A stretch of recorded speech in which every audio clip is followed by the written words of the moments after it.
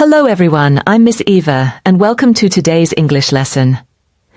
Today we will talk about the environment and conservation, and learn how to share important information clearly. We will practice newspaper writing, learn how to use subordinate clauses, and revise the present perfect tense.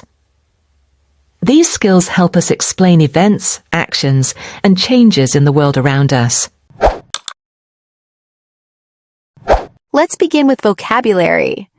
Words like environment, conservation, pollution, protect, recycle, and endangered are important when talking about our planet. For example, we must protect the environment, or people recycle to reduce waste.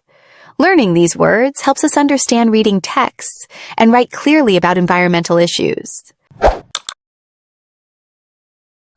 Now let's talk about what people do to help the environment. You might say, I have recycled plastic bottles, or our class has planted trees. Speaking about environmental actions helps us practice sharing real experiences and encourages responsible behavior. Next, we focus on newspaper writing. Newspaper articles report real events and give facts. When we read newspapers, we look for headlines, key details, and clear information. Newspaper writing helps us understand how writers share news about the environment and conservation. Now let's look at grammar. We use subordinate clauses to add extra information to a sentence. For example, people protect animals because they are endangered. We use the present perfect to talk about actions that happened in the past but are important now. For example, scientists have studied climate change, or people have reduced plastic use. These grammar forms help us explain causes, results, and actions clearly. Now it's time to write. You are going to write a short newspaper-style paragraph about an environmental issue.